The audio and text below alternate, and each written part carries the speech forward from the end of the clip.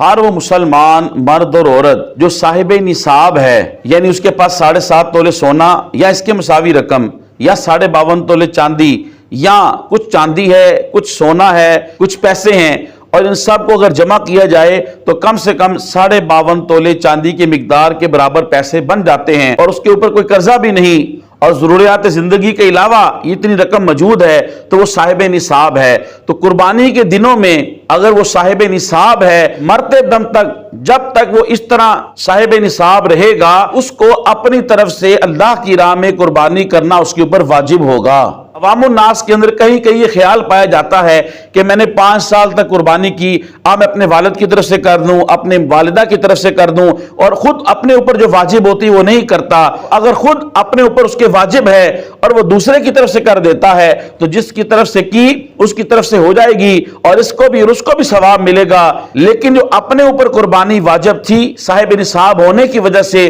وہ نہ کرنے کی وجہ سے گناہگار ہوگا۔ قربانی کا جو مشترکہ جانور خریدتے ہیں اس میں تمام شرکاء کے حصے مختص ہونا ضروری ہیں، یعنی یہ نہیں ہے 2 بندوں نے 70,000 کا جانور خریدا، 35,000 روپے ایک نے دے دیے، 35,000 ایک نے دے دیے، اور پھر قربانی کے دن جانور کو ذبح کیا، آدھا گوشت وہ لے گیا اور آدھا یہ لے گیا۔ ایسے نہیں ہے، بلکہ ان دونوں شرکاء کو 70,000 کو 7 حصوں پہ تقسیم کرنا ہوگا، فی حصہ 10,000 آیا۔ اب ان دونوں شرکاء کو مختص کرنا ہوگا کہ ان میں سے ایک 6 رکھ لے اور دوسرا بندہ 1 رکھ لے، یا ان میں سے ایک 4 رکھ لے اور دوسرا بندہ جو ہے 3 رکھ لے، یعنی حصے ضرور مختص کرے کہ وہ 4 رکھ رہا ہے اور یہ 3 رکھ رہا ہے، یعنی 7 حصوں والے جانور کے اندر حصے مختص کرنا ضروری ہے۔ گائیں، بھینس، اونٹ یا اونٹنی، ان بڑے جانوروں کے اندر زیادہ سے زیادہ 7 شرکاء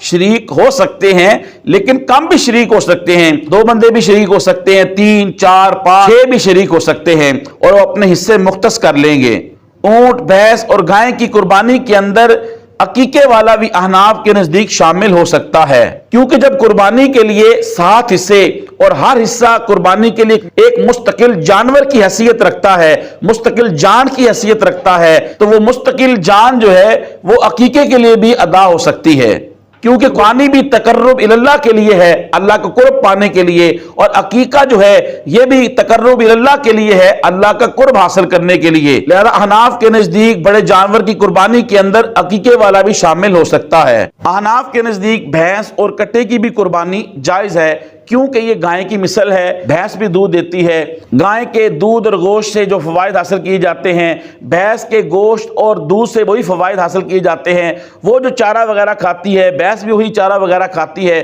تو تقریباً یہ ایک ہی مثل ہے، لہذا کٹے اور بھینس کی قربانی ہو جاتی ہے۔ گھر کے اندر اگر 5 افراد ہیں، یعنی میاں بیوی ہے، باقی ان کے بچے ہیں یا ان کے والدین ہیں، تو 5 افراد ہیں، اور 5 ہی ایام قربانی میں صاحب حیثیت ہیں، صاحب نصاب ہیں، تو 5 کے اوپر مستقل الگ الگ قربانی کرنا واجب ہے۔